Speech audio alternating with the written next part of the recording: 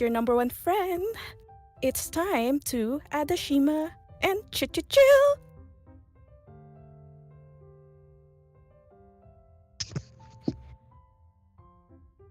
Chapter 7. Stay of Hell. As I returned home, I was met by the sight of Mom resting her head on the lap of a giant squirrel.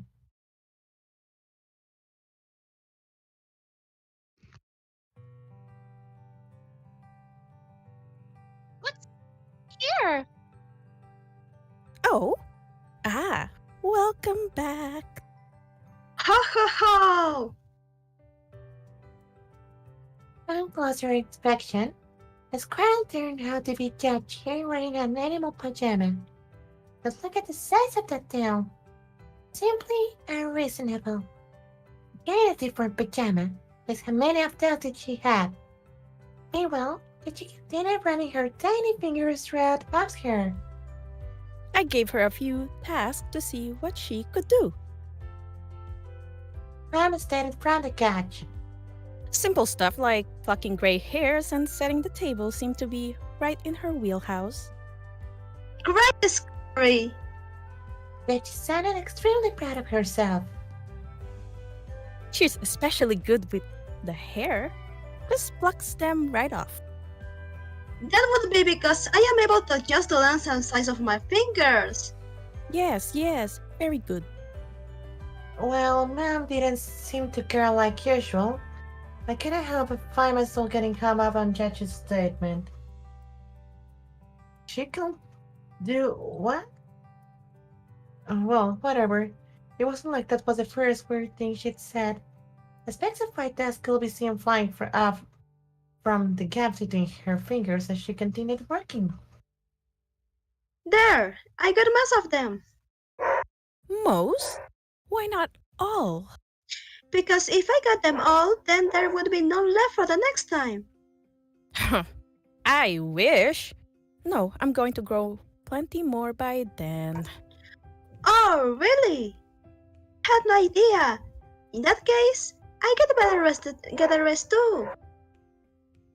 With that, Yachi got back to work, plucking off the remaining strands of gray hair. Thanks. Can I get the thing that you promised now, Mommy? Here you go, Mom stated as she placed something in Yachi's mouth. Whatever it was, she proceeded to mention it. Yummy! What's it? A caramel.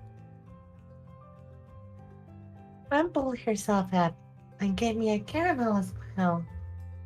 Just like Jackie, I do imagine it. Like all this faint amounts of almond hidden behind all the sugar. You next, Shou? Jackie urged me, patting her now empty lap. I like her hair and nails. Her teeth do show with her characteristic black glow. If I had to pick a single word to describe it, fluffy will likely be what I'd go with.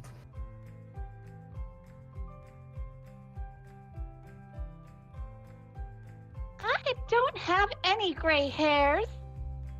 Quit it. Mom barked, tapping me on the head through my head. What? Oh, to be young again.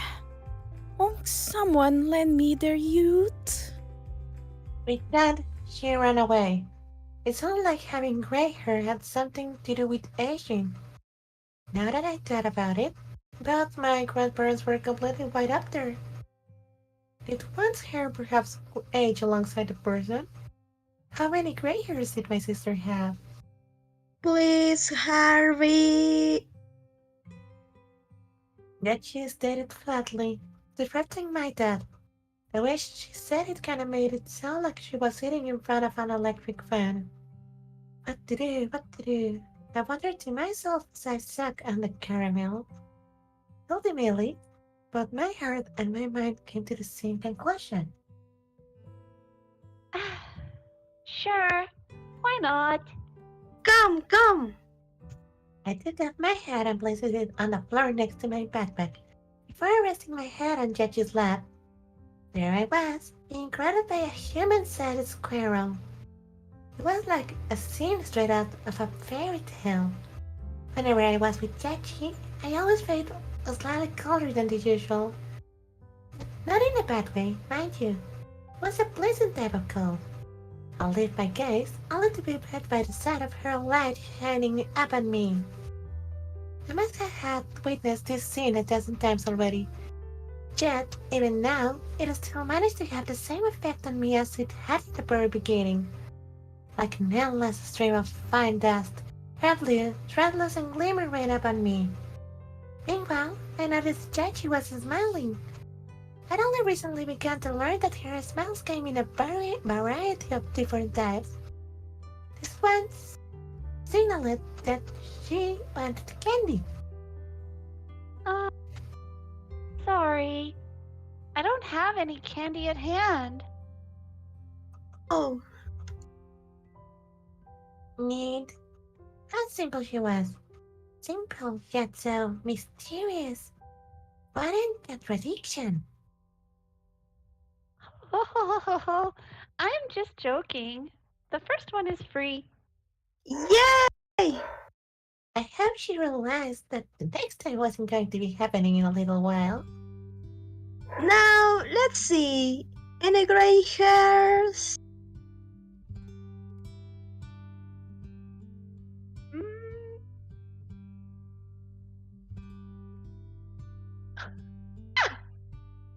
Without any warning, yet she shoved her fingers into my hair and started tearing it around. She was much greater than the barber. And any? Of course not. I'm still a kid. How fortunate. Then she pondered for a moment, and soon after her eyes lit up, as she'd had the greatest idea ever. And I mean lit up literally. They looked like stars in the night sky. It was as if I was staring down at the cosmos. I doubt that it was ever going to find something greater than her eyes. In that case, we only need to wait until you're an adult. Then you will have plenty of gray hairs for me to pluck. Sounds fun. It's a deal then. I love the idea of that. Of Jeju still being there for me after I grew up. Perhaps it had some implications, but in that moment, I did not care. Meanwhile, you can see Jeju's giant squirrel tail happily wagging behind her head. Chapter 8 Cherry Blossoms for the Two of Us. This thought flew across my mind, drawing the shape of a parabola in its wake.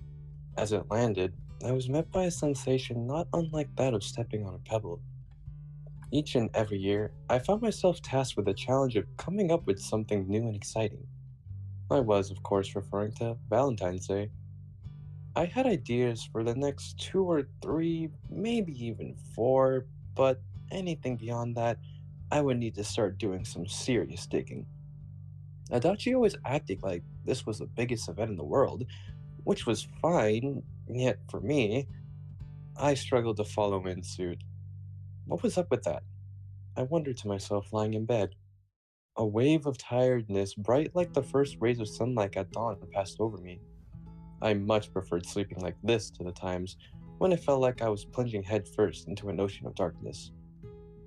I closed my eyes surrounded by light, and before I knew it, it'd already be the next morning. The fact that more days were like this than not proved without any doubt that my life was in a pretty good spot at the moment. Obviously, I knew what was the cause for this. It was just fun pretending like I didn't. So, yes, Valentine's Day. Assuming that this was going to be a reoccurring event in our lives going forward, perhaps it would be best to cut down on the theatrics and simply buy each other a box of chocolates every year. That would certainly be the most cost-effective way to do it. I mean, even if I wanted to, it wasn't like I could just reuse the notice board trick of the yesteryear. As it turned out, playing a trump card immediately might not have been the smartest move.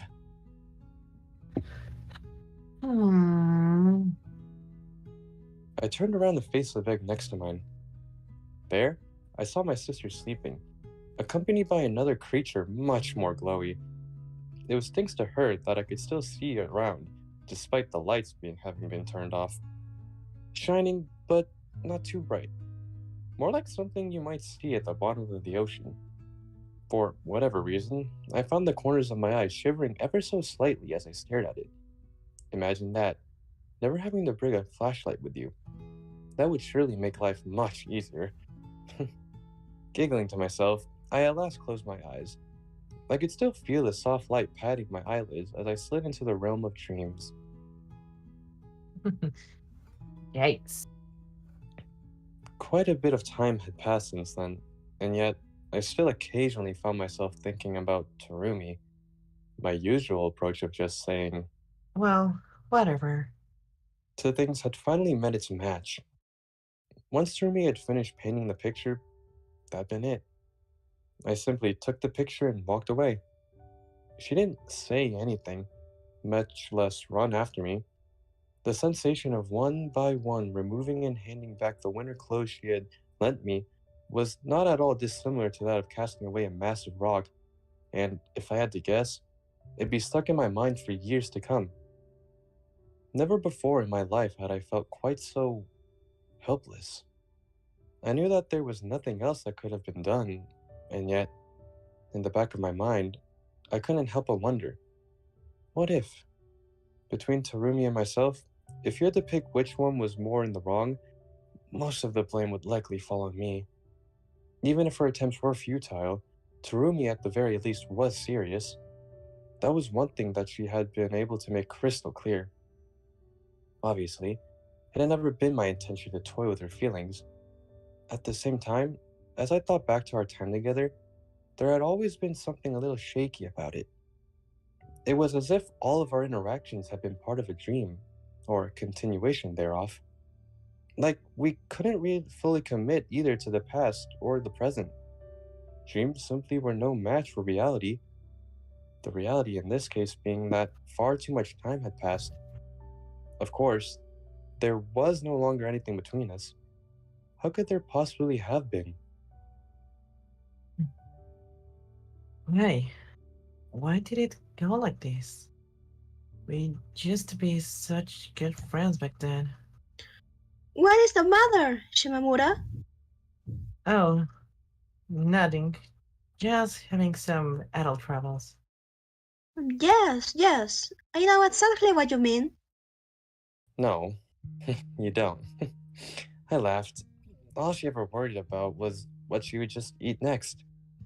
I believe that having troubles is a good thing. Oh, really? It means that you're taking things seriously. Shockingly enough, that actually kind of made sense. Yeah, maybe. Much like how I am serious about what I'm going to have for lunch today. Right. With a quick laugh, she was gone. I pulled myself up from my desk and had a look around.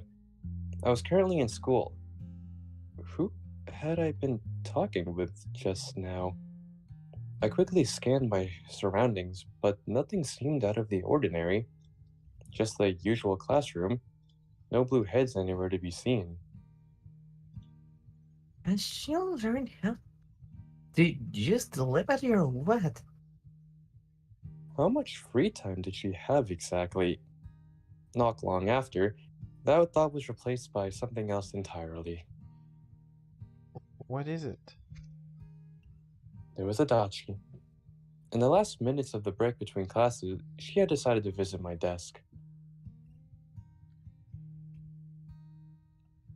Did you see someone here just now?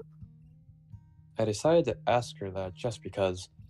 She seemed confused at first, but quickly replied with the following. I'm here. Figured. At the same time, I didn't really mind. If anything, I preferred this answer. You were just kinda staring into space. Then our eyes met. Yes, I stated back confidently, all the while having no clue what she was talking about. How embarrassing. I can only hope that she hadn't seen my mouth moving in any weird ways. Then again, who really cared? Anything that resulted in me getting an opportunity to talk with Adachi was ultimately a good thing. I was just wondering what I should eat for lunch. You didn't bring any from home? I did. I watched as a giant question mark appeared above her head. What are you gonna eat then? The lunch I brought from home. This empty answer prompted Adachi to curl her brows. Sometimes I really don't get you. You can call me Miss Mystery.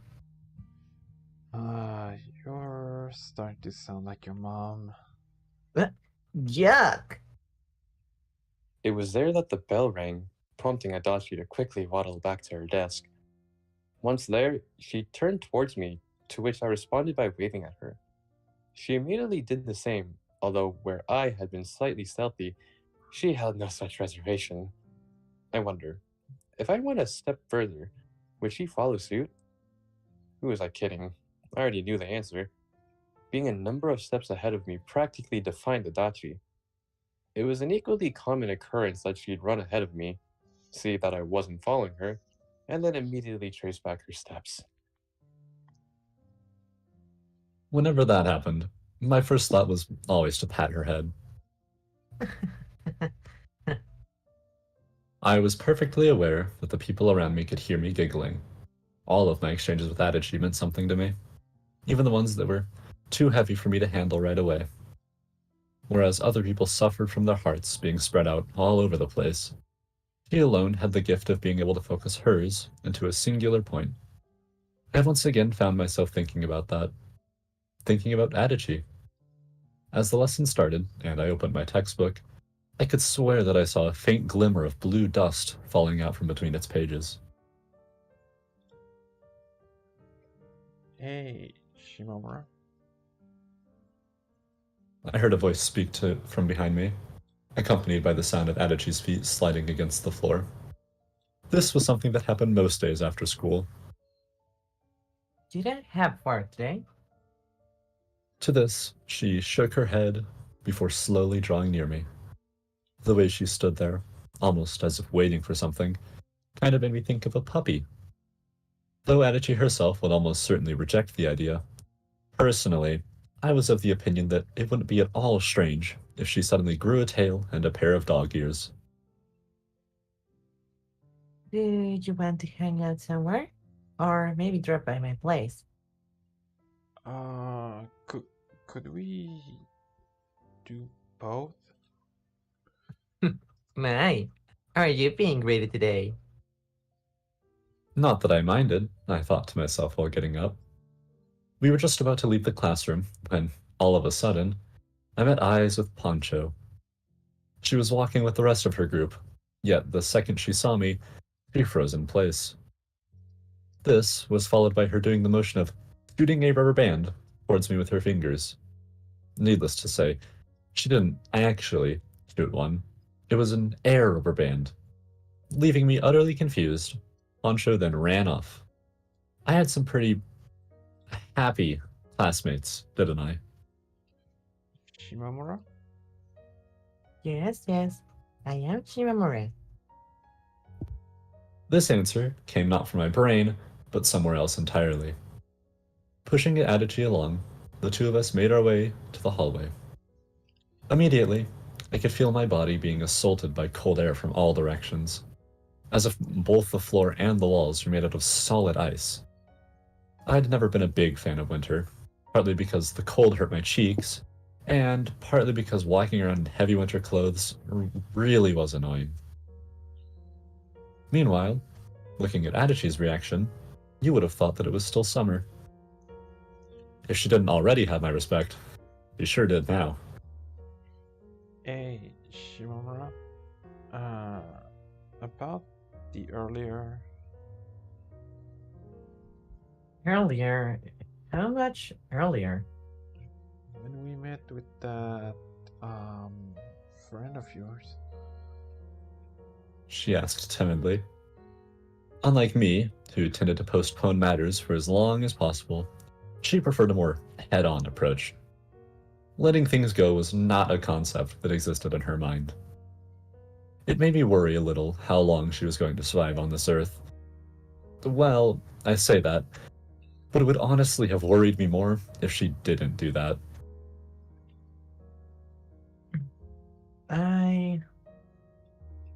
Had it been me in her shoes, I would have likely made some sort of stupid quip here. As for Adachi, however, she remained silent.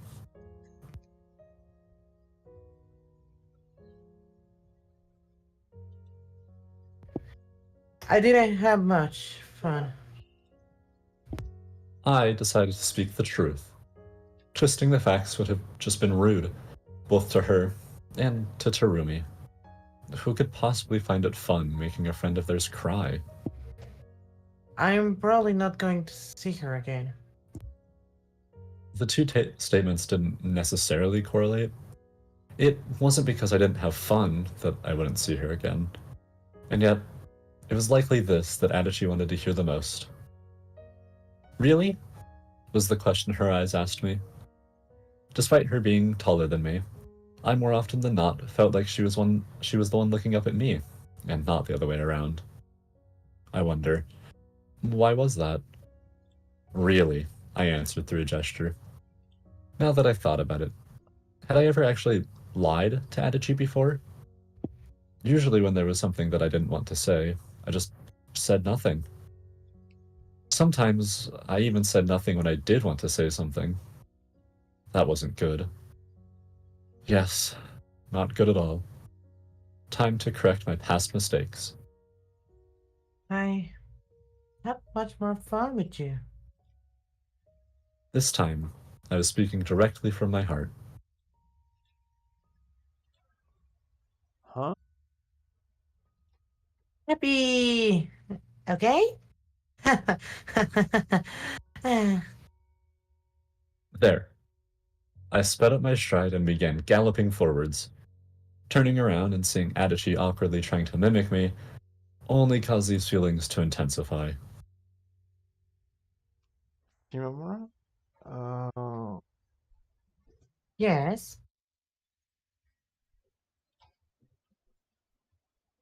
Yeah. Does that mean that... Yep. Well.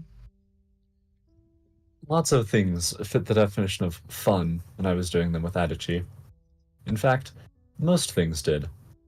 If that wasn't a good sign, then I didn't know what was. Maybe it was heartless from my part. Maybe even a little bit cruel. But I truly did not think that any other person could fill that role. Wow. Well.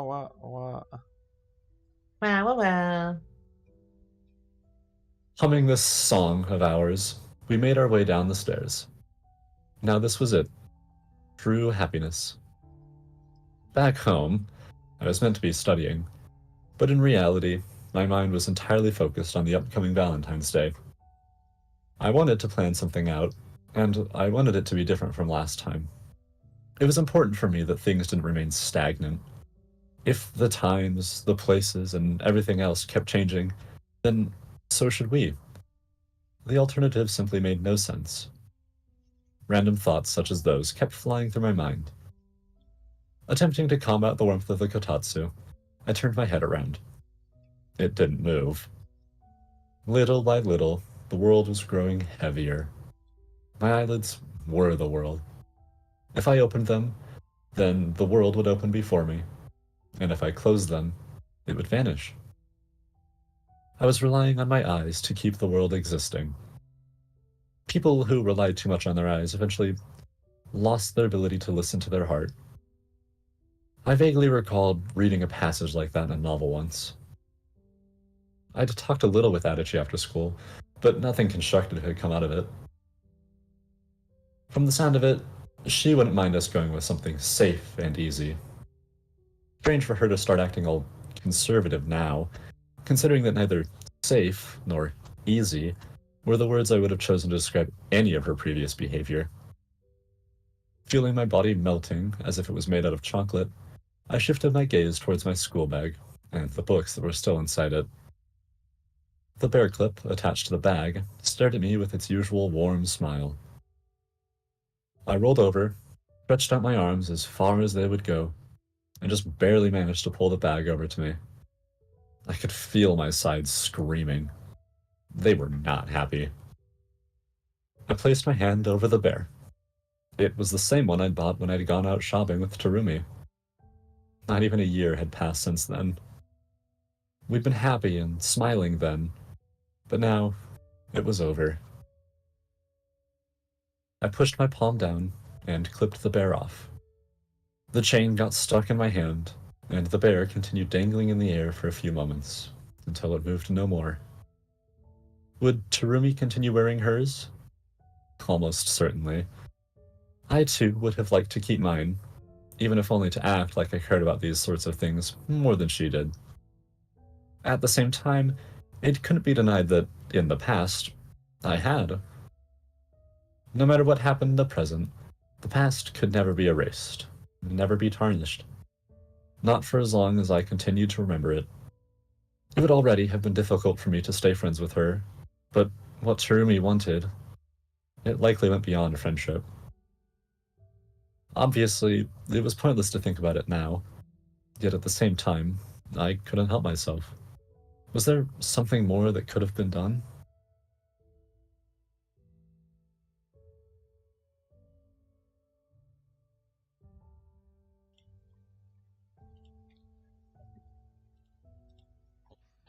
I lifted my hand as if attempting to grab a balloon stuck on my head. Still, no matter what I did, no matter how things played out, none of that was ever going to lead to Terumi's wishes coming true. I guess this really was it then. The end. The end.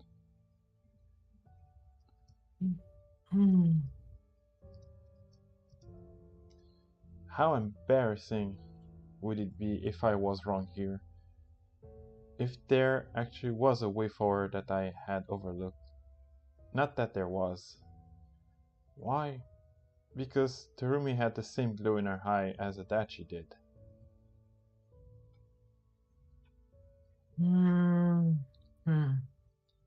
I remembered little of the time we had drifted apart as kid.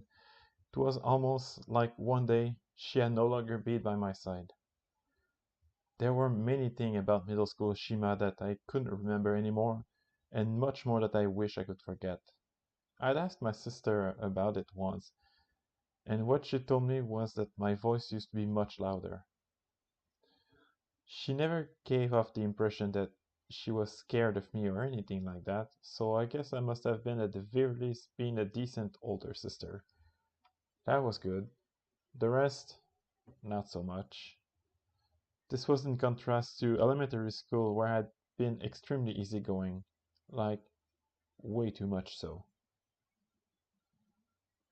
Thinking about all the stupid things I'd done was almost enough to give me a panic attack these days. I'd been a girl with no sense of danger and a lot of curiosity.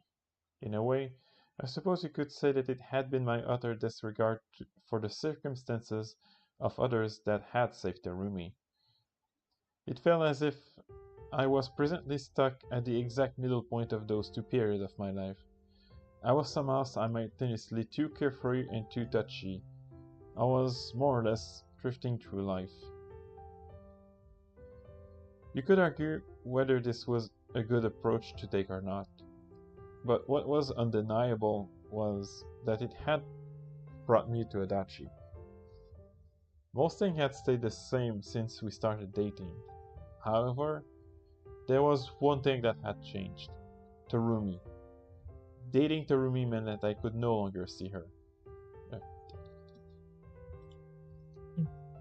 It's so like her.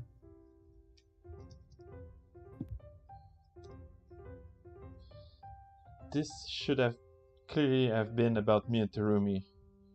And yet, here I was, thinking about Adachi once again. That was so like her. That influence, that ability to make me always think about her, that was something unique to Adachi. Likewise, it appeared that I was the only one affected by it. It was almost as we were fated to meet one another from the day we were born. As one might say, it was destiny. Lately, I'd begun to feel that way more and more. The specific way in which we had met was obviously a coincidence, but the fact that it had happened, that to me felt like it had been determined a long time ago. In other words, destiny. Heh. I must have sounded like such a dork. Perhaps the warmth of the kotatsu had started making its way into my head. So, what was it that I'd been thinking about again? It often happened to me that I'd start thinking about one thing, but then switch to something else entirely halfway through. It was probably my lack of focus that was the issue. Being tired all of the time probably didn't help either. As if casting my body backward, I lay down. A second before my body came into contact with the floor. Squish! Huh? I hastily pulled myself back up and turned around, only to find Yashiro lying where my pillow had been previously, hugging my seal plushie. Both her and the plushie had been partly squished under my weight, but quickly returned to normal with a pop. And just, what are you doing? I was sleeping. No, that wasn't what I meant. What? When exactly had she shown up? I might have been lost in thought for a moment there, but surely it couldn't have been so bad that I wouldn't have heard walking in, could it? You did use the door, right? A strange question, I know, but I just decided to ask her anyway. This caused Yashiro to freeze. Of course! Why did you hesitate? Not giving me an answer, Yashiro let up, still hugging the seal.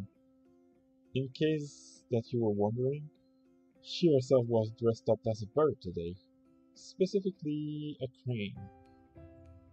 Perhaps, judging from the colors. I don't know how to explain it, but I got the feeling that the bird costume was pretty good fit for her. I guess it was her free-spirited nature that matched the way that bird soaked the sky. Ho ho ho! What are you laughing about? More good fortune awaits for you in the future. Huh? The wings of the crane fell upon my shoulders.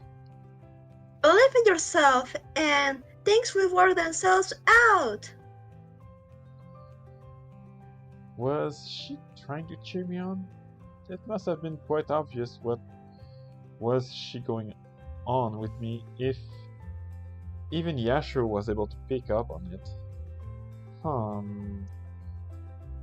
I had a closer look at her. Her expression seemed the same as usual, maybe a bit sleepy.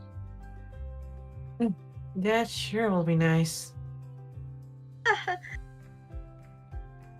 Seeing her laughing like that, without a single care in the world, I couldn't help but find myself wanting to take her word for it.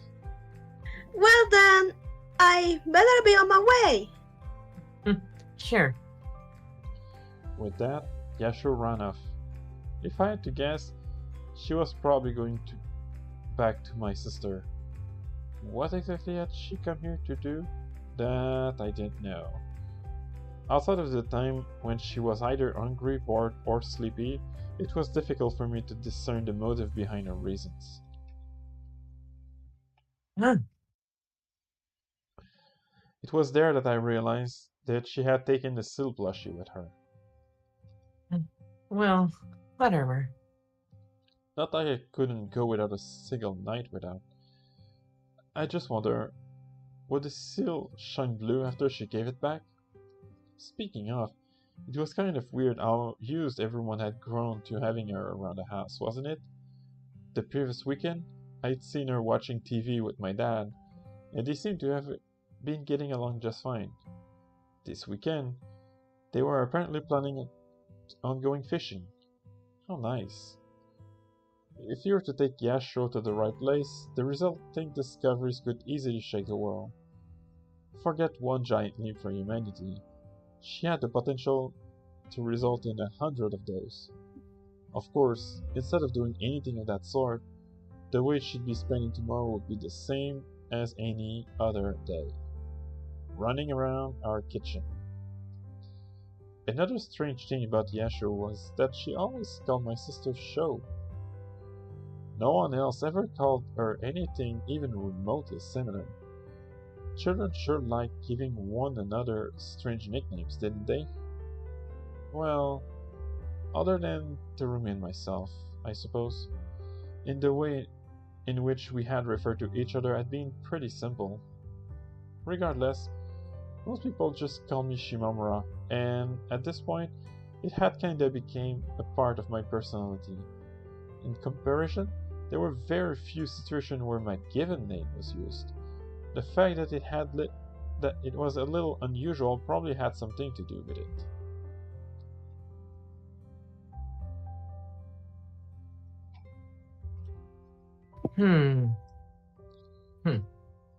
Given name. A weird tangent, I know, but let's talk about given names. In a regular person's life, they didn't tend to get all that much time on the stage. Even for me, the only person I actually referred to by their given name was Yashiro. It was kinda unique and fun when I thought about it. And so, through a number of strange detours, I had at last found an answer to the question that had originally been bothering me. Between us, the world, it was clear that one of them was a more unusual one. As such, if it was change that you were after, then you only needed to look at your immediate surroundings. I cleared up the kotatsu and all of the school stuff, which I hadn't as much as touched during all this time, and pulled out my phone. My finger tapping the screen, I presented this idea of mine to Adachi.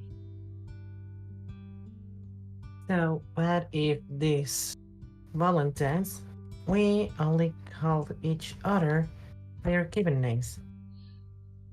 I woke up to the sound of my alarm clock ringing. I tried reaching for it, but my hand refused to move. My mind was covered under a layer of white haze, which I honestly found quite pleasing.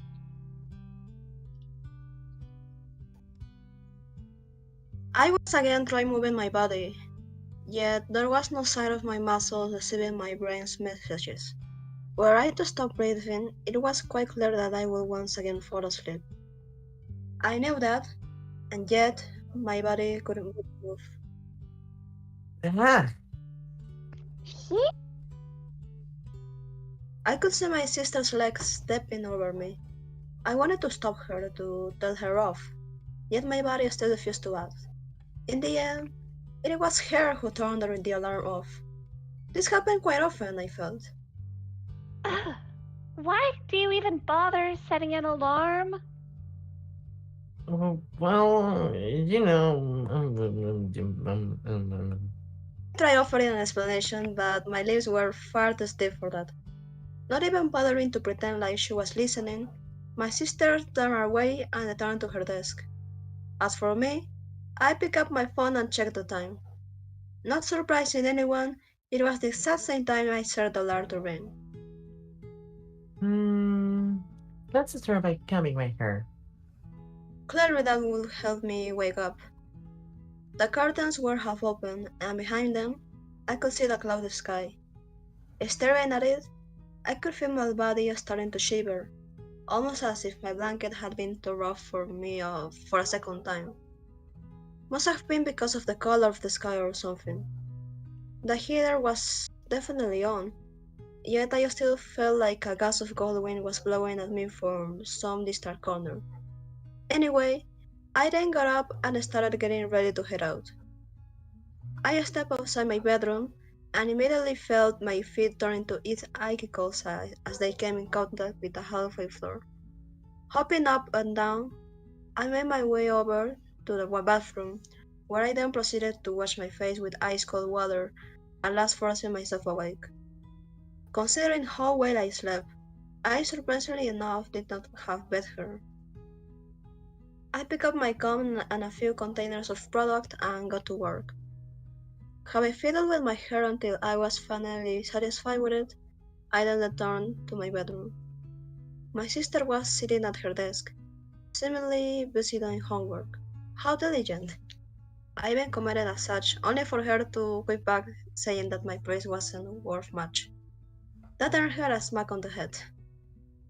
Was it just me, or had she gotten a bit taller since the last time? Huh. I was in the process of choosing what clothes to wear as my phone rang. This time, it wasn't an alarm. I waddled over to my desk like a crab and picked up the device. It turned to be, shocking absolutely no one, Adachi, who had sent me a message. Can I call you? Sure. Starting our conversations in this manner had almost become a tradition for us. Not long after, my phone had rung again. Just for the fun of it, I decided to be the one to start the conversation this time. Hello, hello, hello. Hello? She had been beaten to the punch, and was clearly a little bit bewildered, yet still wanted to eat it anyway. Truly, what a nice person she was. So, what is it? She wasn't gonna tell me that she was actually too busy to meet today, was she? I somehow doubted it. For one, something like that had literally never happened before. Myself, I'd probably turn her down if it was absolutely necessary. But Adachi, I kinda got the feeling that she might just push through regardless. Really, I wouldn't have minded at all if she prioritized her own wishes more. Then again, in a way, I suppose that she already did. Don't worry, I did an hour's sleep. I went ahead and informed her in case that was what she worried about. Yes, she did. I heard from the other side of the room. Let's not worry about that. That's good. It is? With that out of the way, Adachi decided to move straight to the main topic. So, you wanted us to call each other by our given names? Hmm? Oh yeah. That was indeed the plan I come up with for today. When does that go into effect? What a strange thing to ask. I went ahead and had a look at the calendar. Today, I guess. I checked the date too. Thankfully, I'd gotten up on the right day. Today, as in, I just mean, like, should I already be doing it? While I didn't fully understand why she felt the need to define such a strict starting point, I did think it would be funnier to only start doing it when we met in person. Let's say, once we meet, how's that? In that case, I'd like to call you Shimamura for the whole day's work while I still can. Hmm? Once again, I found myself utterly unable to follow her line of thought. If I go a whole day saying Shimamura only once or twice, that would feel weird. Shimamura? I burst out laughing. On the other day of the call, I could hear Adachi gasp. Even my sister was caught off guard, judging by the way she quickly turned her head towards me. I waved my hand at her as if to tell her that it was nothing. Because what goes on in your mind for you to come up with stuff like that? You know, you're really something else, Adachi. Although it may sound like sarcasm, that was actually a genuine compliment. It was as if she lived in a whole other dimension, so distant that it was incomprehensible to me. So strange that I couldn't help but think about it constantly. She was truly an alien, an Adachian. How I love it! I waited a few moments to see how she was reacting until Yes, I think about you constantly. one of the characteristics of the Adachian was that she was endlessly honest. Good. Send me the trouble then. I honestly didn't spend too much time thinking about myself. It might sound like I was exaggerating, but I really wouldn't have been surprised if for every minute I spent doing it daily, Adachi spent 200. Then again, considering how much time I spent thinking about her, yeah, I guess it was fair. Alright, say it as many times as you want. If simply saying my name out loud was enough to satisfy her, then why would I ever not let her do it? Shimamura.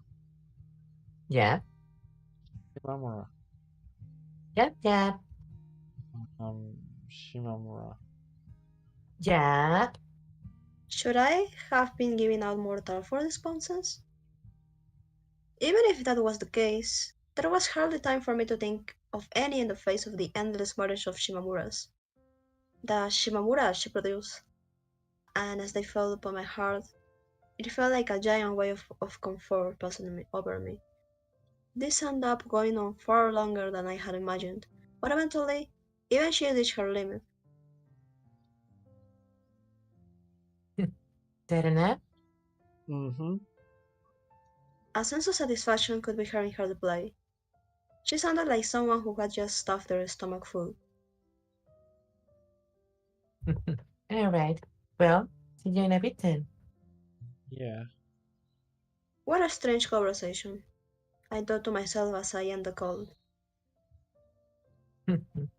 Now then. I finished getting myself ready.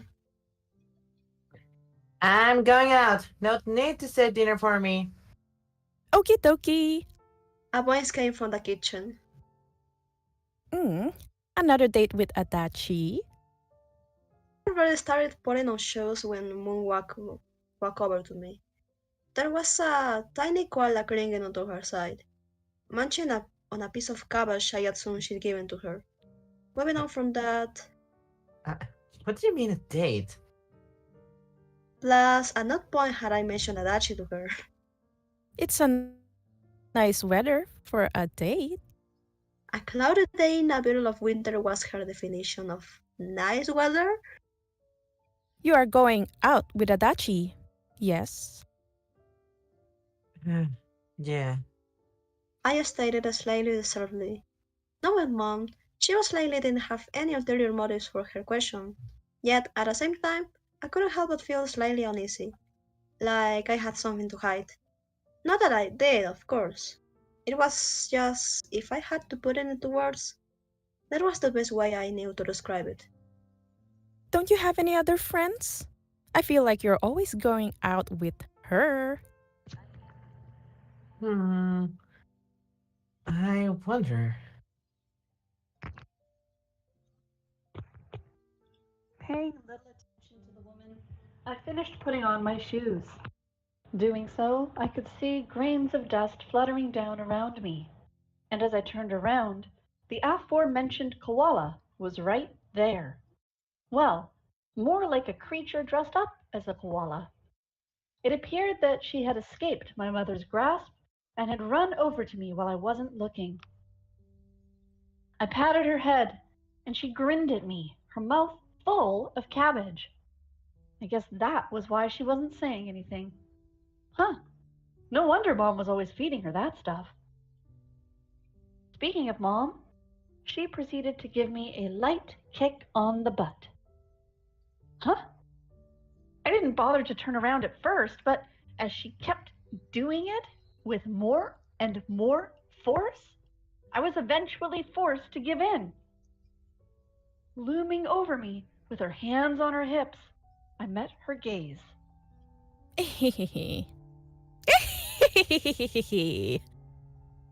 Right. Not sure what that was about. Going all out, huh? While I didn't want to keep Adachi waiting for any longer than was necessary, this comment in particular prompted me to stop in my tracks and turn back. Here, and here. Mom pointed at her face, then her neck, and then pinched her clothes? Huh? My brain was working hard to come up with a rebuttal, but before I could do that, I first needed to understand what the woman had meant. I could feel my cheeks growing itchy by the second. However, before I could come to any kind of conclusion, Mom waved goodbye at me. So did the koala, her mouth somehow still full of cabbage. Have fun. There was something about the way she waved her hand that made it seem like she knew a lot more than she let on. Pushing those sorts of feelings aside, I nodded at her and left the house. So go. Well, obviously, it was winter after all. I'd been outside for only a few seconds, yet already it felt like the wind had torn through my clothes. What sort of an idiot would think that it was a good idea to go out on a day like this? Oh, right. At the same time, despite the weather and the cold, my step felt amazingly light. I wonder, why was that? Joe. Shima, Adachi began calling out to me, but stopped at the second syllable, having seemingly remembered the rule of the day. Hetsu? Close. It was quite the tongue twister, that was for sure. Or maybe it was just Adachi. In either case, she proceeded to tap her chest lightly, and then not so lightly. It soon got to a point where it looked like she was playing the drums. Thankfully, she was able to calm herself down before it got any worse.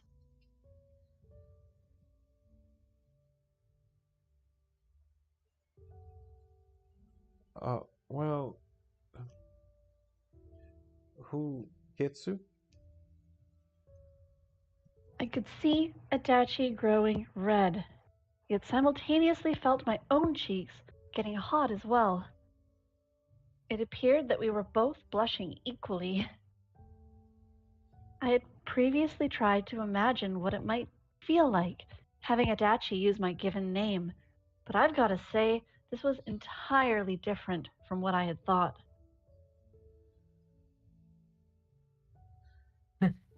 Jojo. Why did I feel the need to say that again?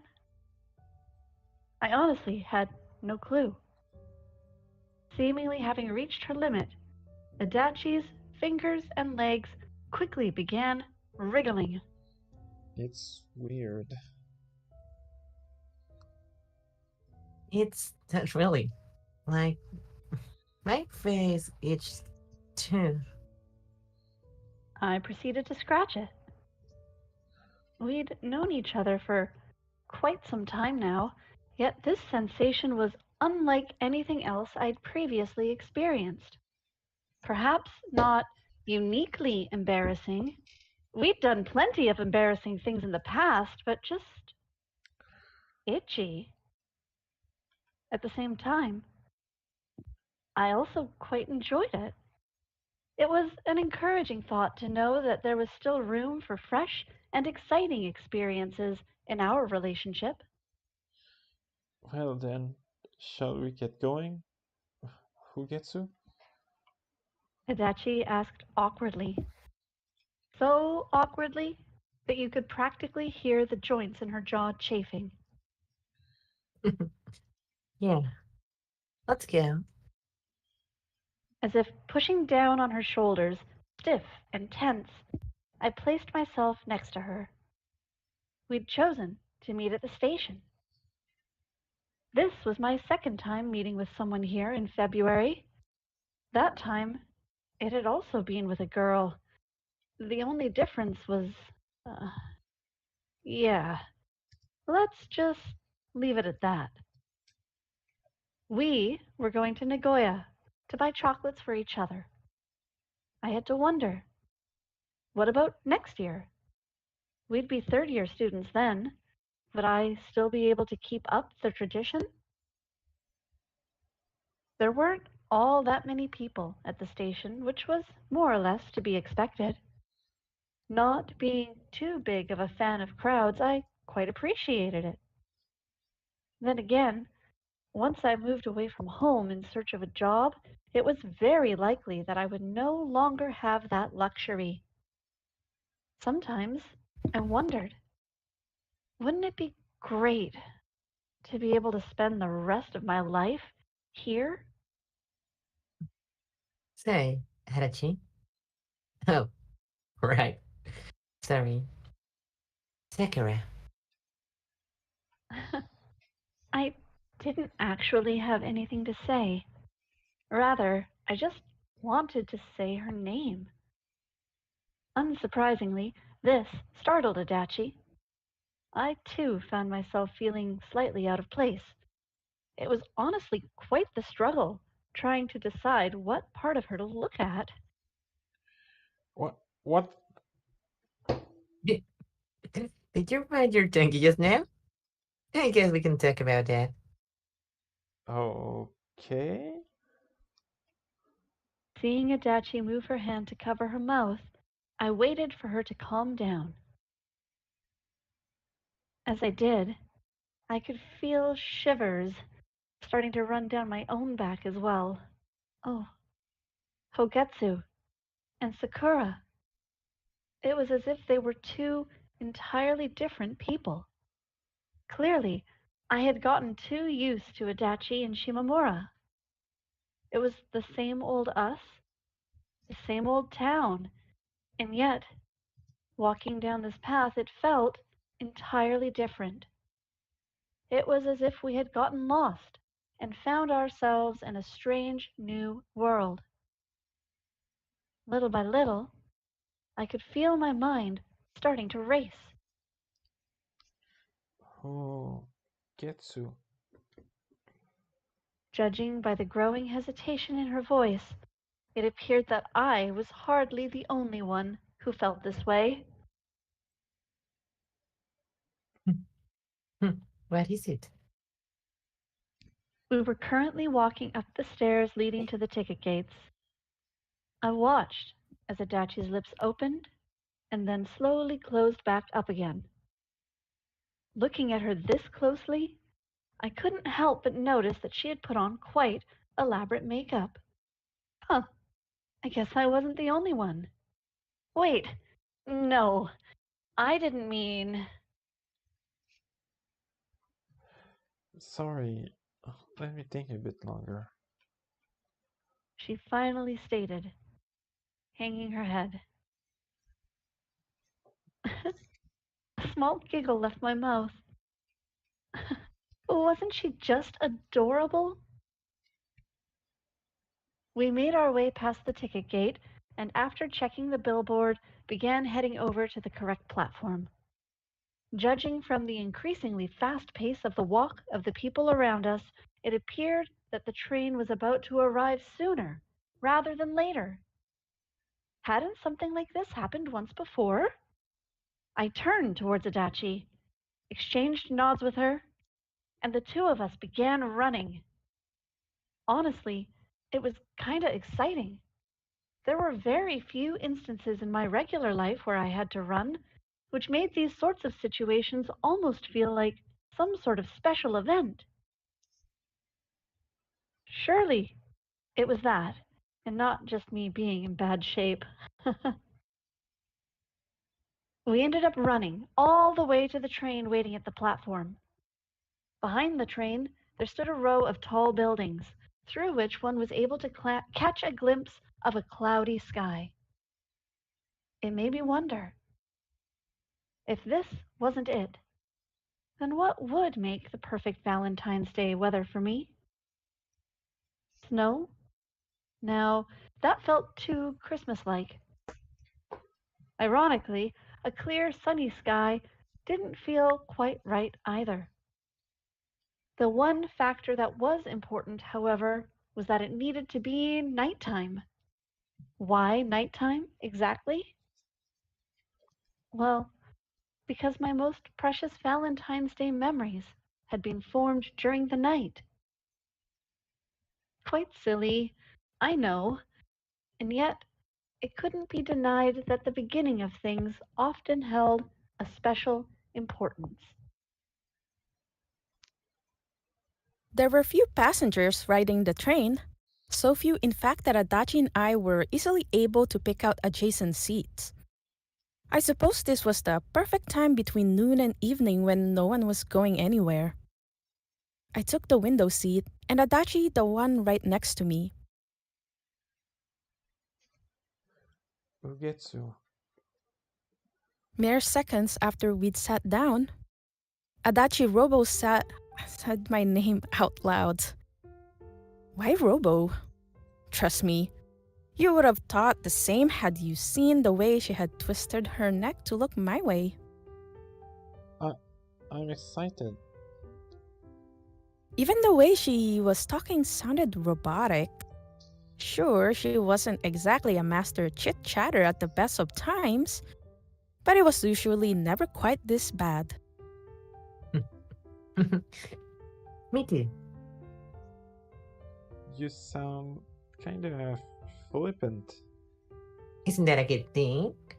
For me, part of having fun was exactly the fact that you didn't need to care. Hougetsu. Yes, yes.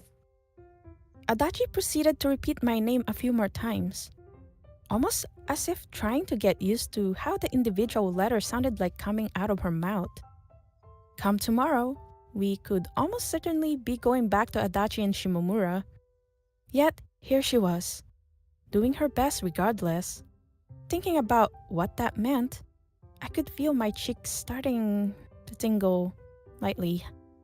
The train eventually began moving. I let my head bounce from side to side, matching its motions. Do you wanna do something?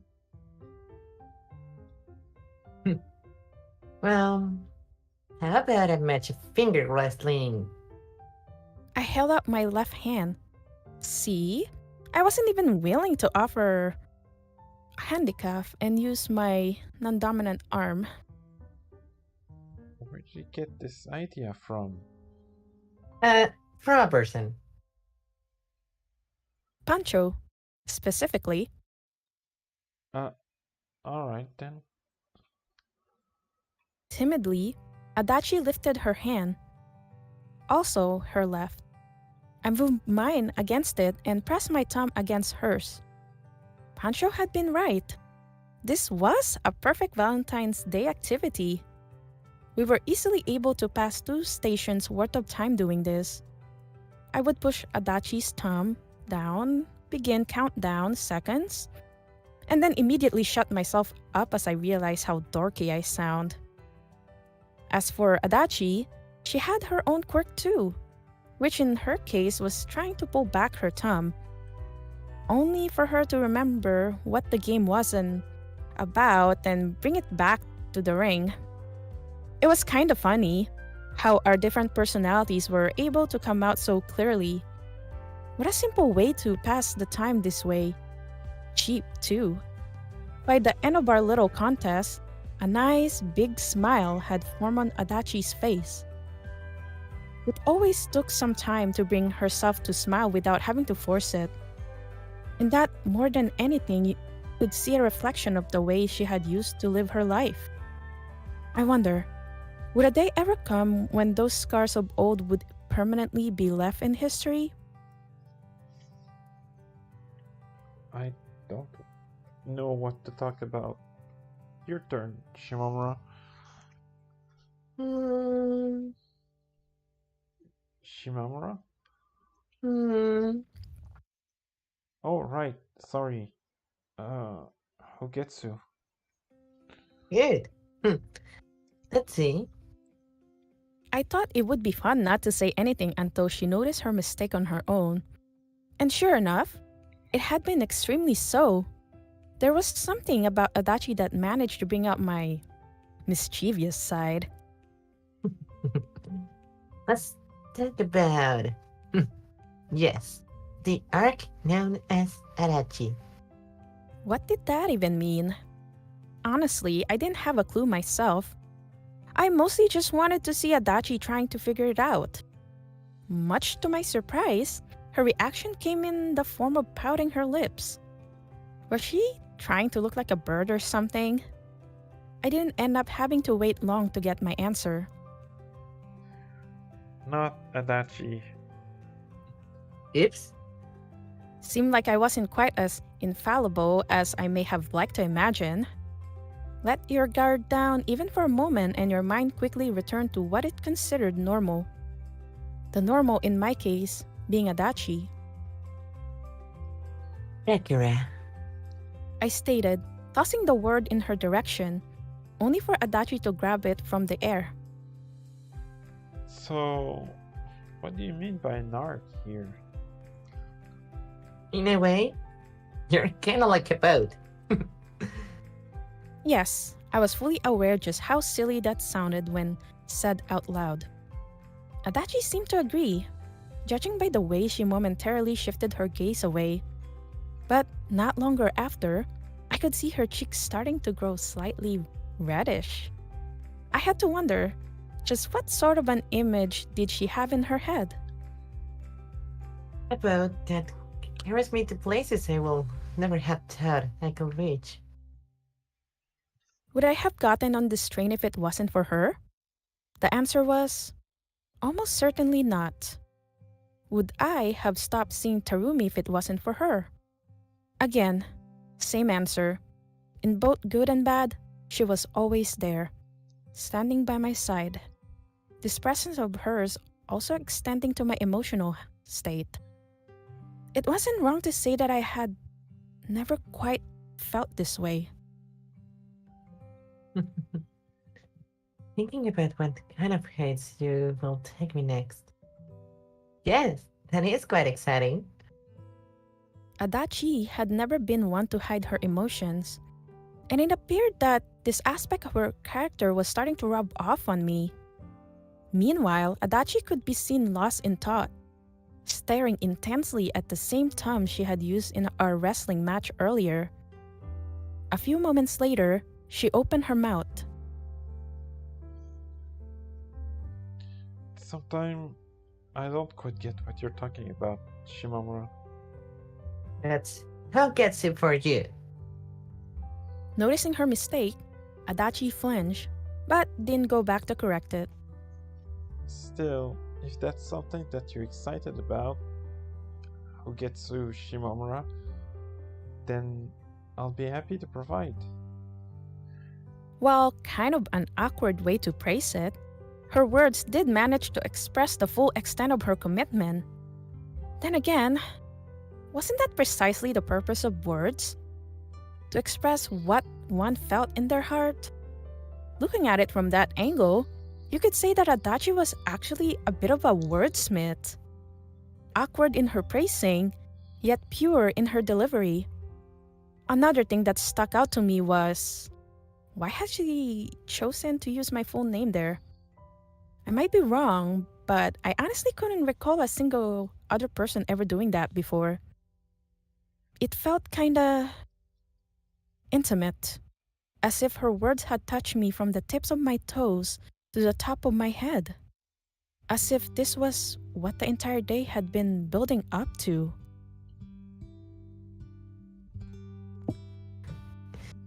Sakura. Adachi.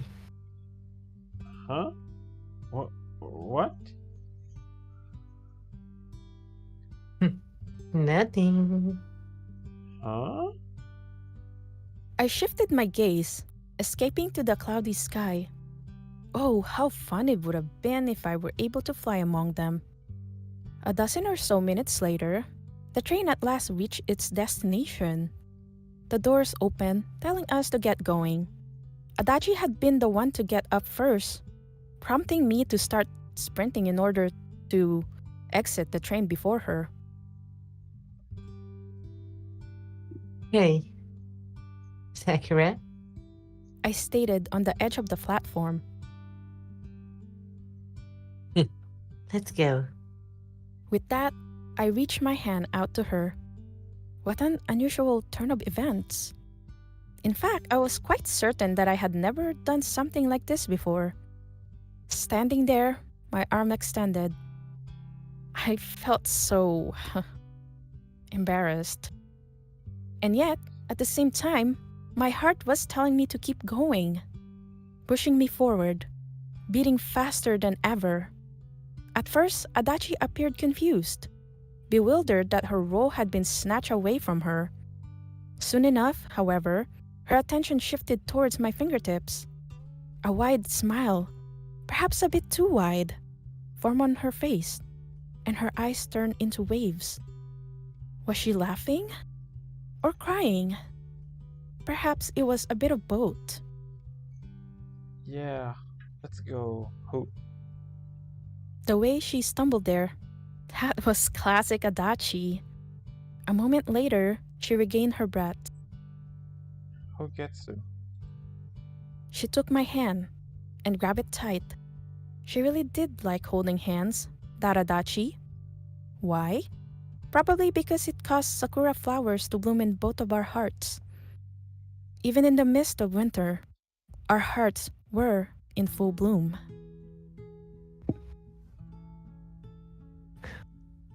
After 9. Ada. In the bed we shared, moments before falling asleep, Shumamura ran her fingers through my hair. The tip of her finger brushed against my ear, causing my shoulders to twitch. In response to this, her arm reaching towards me from the darkness, to which my eyes were slowly growing used to, easily stepped moving. It later, gently, as if forming a bridge between us. Were you asleep? My eyes were open. So, you were sleeping with your eyes open then? Got it. She laughed. I waited for a moment, and then laid my hand on top of hers. Little by little, I could feel their combined weight, causing my head to sink deeper and deeper into the pillow. You sure like touching my hair, huh? Hmm? Yeah. I guess I do. It's so soft. He stated faintly. Makes me feel relaxed. Huh? You don't have something like that? Something that makes you feel relaxed when you touch it? No, not really. Touching Shimamura had the opposite effect on me. My heart wouldn't stop racing. No matter how much time passed, what came next always managed to feel new and thrilling. I could hear Shimamura mumble to herself as she closed her eyes. As she did, a hint of a smile appeared on her face. We two were quite different, aren't we? Yeah. I think that's a good thing. Oh? I think it's quite fine we have these sorts of little disagreements. Her eyes still closed. Shimamura continued smiling. Two voices, existing in unison, but not overlapping. That's how it should be. This comment was followed by her opening her eyes once more. The lights were off, and yet I found myself nearly blinded. That was how bright her gaze fell to me. Blood rushed in my veins. Truly, I was alive. There was no stopping my heart.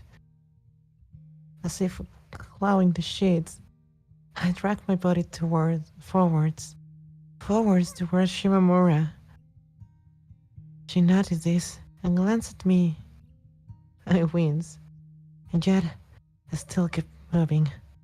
Slowly, I was so slower that her hand, as she pulled it in.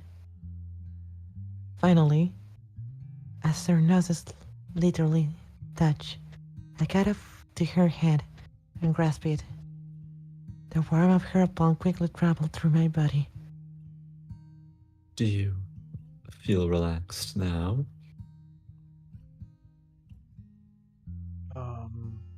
No, not really. Quite the opposite. So close that our breath could cause the others here to flutter. Our very voices joined as one. Shumamura laughed, and I drew just an inch closer to her. Closer and closer, until the beat of our hearts became one.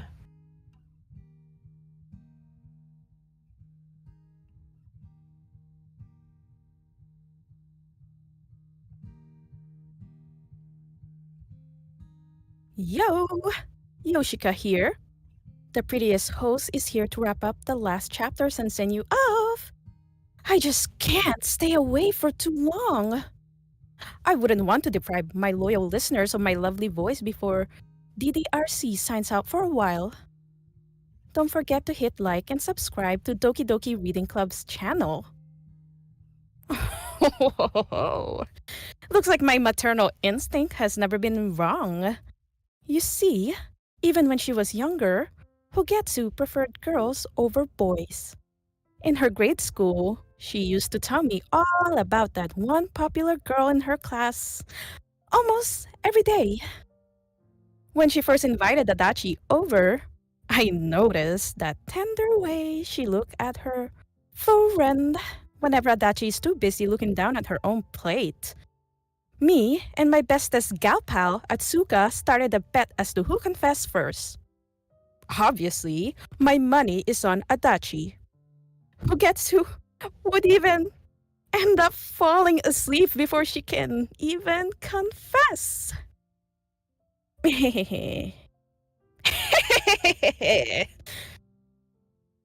Now that Adachi and Hougetsu are serious and moving in together,